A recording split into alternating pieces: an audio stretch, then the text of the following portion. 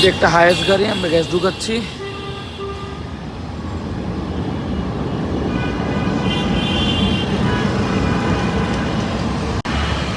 গ্যাসটা খেলতেছে, দেখতে পারতেছেন।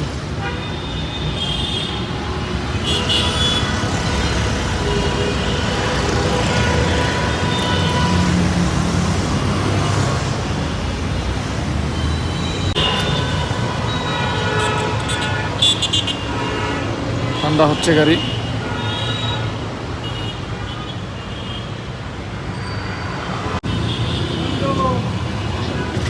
পিছনে ফুল দেওয়া আছে গাড়িটা, এই যে টুকটুক কমায় দিলাম।